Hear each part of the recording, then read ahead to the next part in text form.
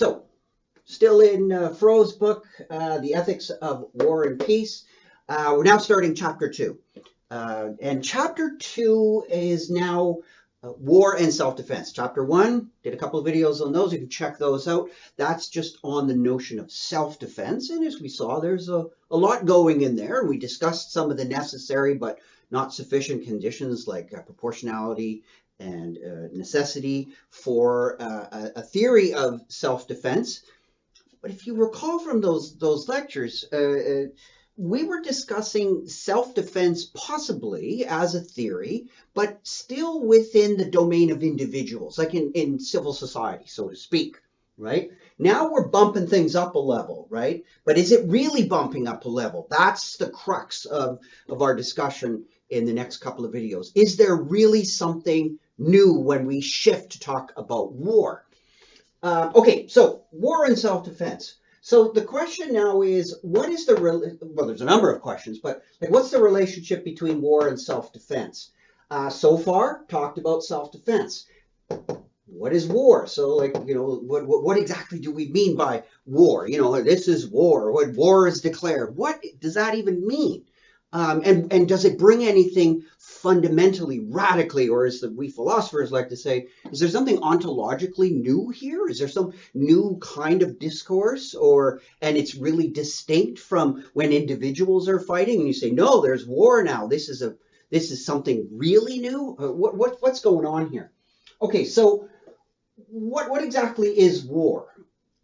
Now, there's another thing that going on here, because we're talking about the relationship between war and self-defense. So I put a little R here stand for relationship, and I have a subscript of war and self-defense. So the R subscript WSD. So like, what is the relationship? Well, remember, in this it's a binary. So there's two. It's a relationship with two relata, war, relata, self-defense. So two relata. We've talked about this this part here, and we talked about it amongst individuals, right? That's what we're talking about.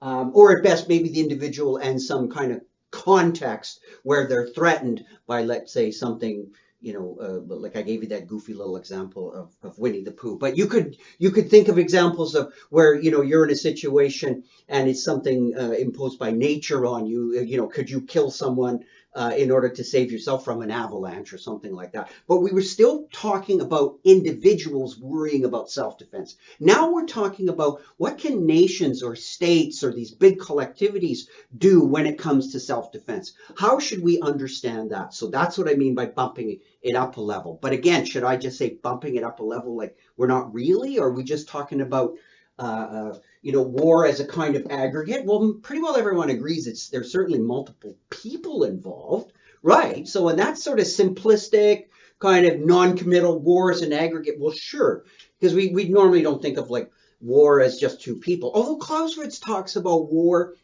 you know, as being kind of like modeled on the notion of a duel, which is, you know, only two people. But in any case, so you can have a look at Clausewitz. It's always worthwhile doing that, but we don't have time to do that here.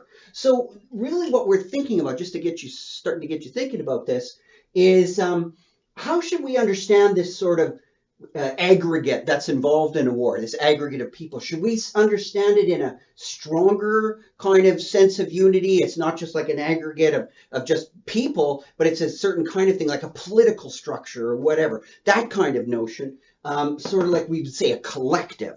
Or is it, no, let's just keep it simple and not try and get fancy. It's just basically a large number of people. It's nothing politics, forget it. That doesn't really play a role. So that's going to affect, right? Because this side here, depending on how you understand it, will affect what you understand by this relationship. That makes perfect logical sense, right? If you're trying to relate things, and I say, well, define what the things are, and we disagree on the definitions of the things, well, then we're probably going to differ on how they relate to each other, right? That doesn't seem terribly shocking. So far, we've talked about self-defense in terms of individuals. So should we continue when we talk about war as really individuals, or no, maybe some kind of collectivity? That's the crux of what's going on here. All right, so let's step back for a second and let's look at what is a very popular notion amongst international relations theorists and just war theorists, either popular to hold on to or popular to say it breaks down or whatever. But shall we say, it's part and part of the currency of international relations. And it's an old term, it's an old concept, it's called the domestic analogy. Remember, analogies are not identities. Analogies are relating things. There's that word again. Always be leery when someone says these things are related, because you can say, well, how? But really, with an analogy, you're saying one thing is like another, right? And this sort of the standard example of analogies. We often, in theology, analogies are often used when, God is talked about as if some kind of father or great mother, or depending on whatever religion or metaphysical system you're working in, but some kind of personification of nature in some way so that it resembles something like us, like a person.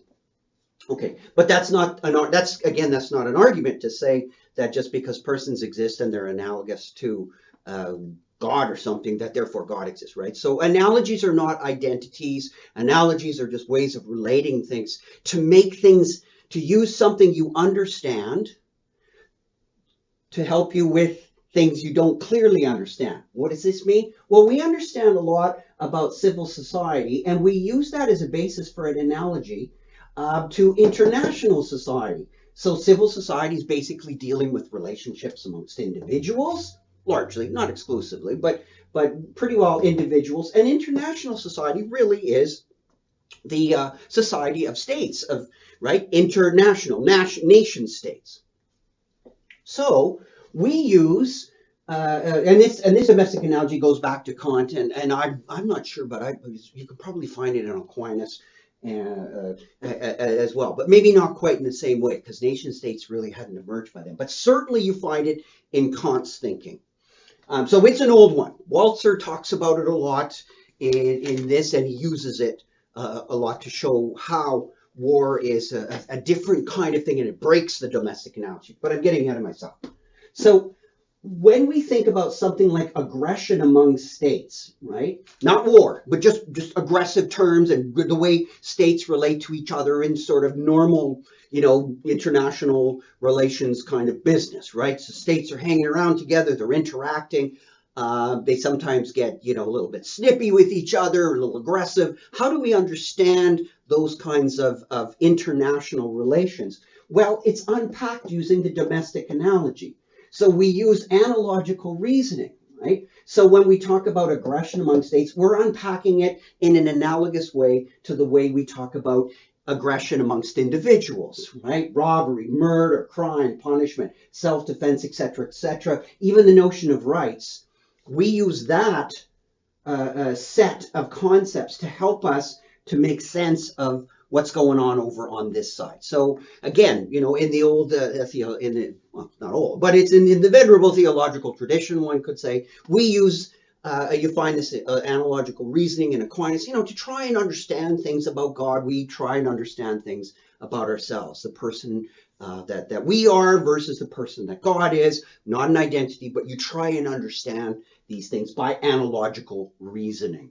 Okay, so that's what's going on here. It's even the notion of rights, for example, we would use some kind of notion of rights over here with individuals to talk about states' rights of individuals to self-defense, to states' rights of self-defense. So that's where we're getting into this self-defense war, because we're starting to deal with states over here. We haven't really figured out what they are, but there's going to be some way of unpacking these things. The question is, what is this little R subscript of WSD going to look like?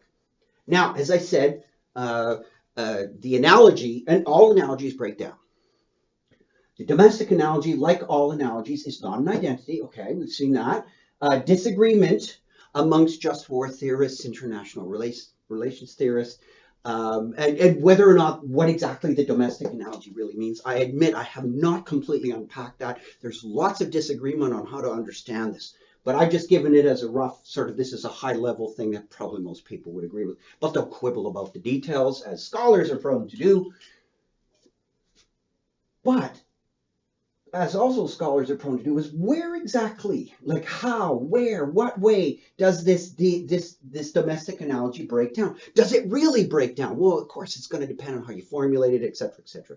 But for our discussion's sake, and to generally help us to follow Frowe's discussion here, which again, it's an excellent discussion, and I'm only doing part of it just to give you sort of, as they say, the highlights. There's two ways that you kind of go about this, and so I'm kind of rearranging a little bit of Frowe's discussion and shrinking quite a bit. The collectivist and the individualist. So the collectivist says something like this. Okay, you're asking me as a collectivist, what's war? Because we're interested in this war self-defense relationship, and war as an activity. Okay, well, war, says the collectivist, once it starts, okay, so when we're talking about the domestic analogy here, we're not talking about war. We're talking about, acts of aggression, maybe one side puts pressure, political pressure, or maybe there is some small kind of intervention or whatever. Again, these terms are not all watertight, but we're talking about stuff short of war. Well, the domestic analogy helps us to make sense of states' activities and all that short of war. But war, once it breaks out, not the justification part, not the jus ad bellum, but once it starts, the jus in bello, the actual fighting in war, the justice in war, that's a new game, right? That is a new thing that you don't have, right? This activity, war as an activity, once it starts, there's no domestic analog. That's why when people say stuff like, once war breaks out, that we have people killing each other, and we overlook the justice of the beginning of it, the start of it, or whatever, and we say the soldiers are morally equivalent. We would never say something like that if two gangs broke. If two rival gangs were fighting over a piece of territory in a city, we wouldn't say, well, they're morally equivalent, right? We wouldn't say stuff like that. We just it doesn't resonate. It doesn't make sense to talk about that in civil society. So the moral equivalency idea of soldiers really has a problem when you try and import it into civil society, but it kind of, you may not agree with it, but it's not nonsensical, right? You could talk about it in the context of international relations. Why? Because the domestic analogy has basically broken down, right? War is a different story according to the collectivist. It has no domestic analog. So war is a new activity, right? This is what I mean about something ontologically new has appeared, right? War is something different. When states go to war, they're doing something fundamentally new and different than when they're just interacting, like trading, even squabbling. It's totally different when they go to war. And so it's a new activity among states. And so we say it's sui generis, which is something like unique to its genus, right? It's a new sort of and unique species inside of a genus. There's no, kind of like angels are, right? They're all sui generis. And so war is something completely different. There's no, it's not one species amongst other species in a genus. It's like a new species in a new genus all of its own. So it's totally different, doesn't have analogs. So that's why this domestic analogy crumbles once war has started. Not the lead up to war, but once war has actually started. And that's why Walzer will insist, there's such a big distinction between the lead up and the ethics and blah, blah, blah, all that stuff. But once war starts, you're in a new game. So once you've shifted from jus ad bellum to jus in bello, you haven't just slid, you've made a leap, right? A new thing, and there's a new game in town. And if there's a new game in town, it has and it brings along its own morality. You must judge war on its own terms. This is a different thing. So Walzer, right? He's not originating all this stuff. You can find this kind of thinking going back centuries, and you can find disagreements with it. So, but this is by and large I think probably the majority of just war theorists in the history have had this kind of view, either very explicitly or implicitly, but it's been critiqued. International law tends to look at it like this, very political, that, the rules of war are quite different than anything else. It may not state it perfectly with, this kind of sharp clarity. Law rarely does, but it's more or less, international law would probably be more collectivist in its, shall we say, in its mindset. So Walzer is very clear. War itself, not only is it one of the sides, a relata here, but war itself is a relation. What? A relation between political entities and their human instruments. So war is inseparable from politics. It is a political kind of dimension. So it's not just a simple aggregate that would be understood as just a collection of individuals. No, it's a collective enterprise, right? It's a political thing. In other words, that war, is among states and political entities, and humans are instruments of those things. Right? So that's very different than understanding it as individuals fighting. It's two political entities that are using individuals to fight. No one's disagreeing that humans are involved in the actual fighting. We're talking about should you conceptualize war. So war is a relation between political entities and their human instruments. So back to this now. If that's how we understand war in this collective sense, and we're still thinking about war now in its relationship to self-defense, which deals with individuals, how does that unpack our WSD? Well, self-defense and activities during the war, all the things that are going on that we would then say, well, that falls under jus in bello, right? Jus ad bellum is prior, jus in bello is during. Well, all the self-defense and stuff that's going on the battlefield, right? What soldiers are actually doing and how we judge them, those will be related to, but not determined by, self-defense and the things amongst individuals. So that's where this really starts to break down, right? There's something new here. It's not totally disconnected, but by and large, you can't just strictly go, well, what's going on over here? We can use that to determine what we think about over here. No, that's broken. All right, so the individualist comes along and says, well, that's all very interesting, but I disagree. And the individual says something like this, look, and this is reflective of deeper philosophical notions that I can't go into here, but there's a lot of philosophers that are, more empirically minded in some ways, yet ironically they have kind of a metaphysical background.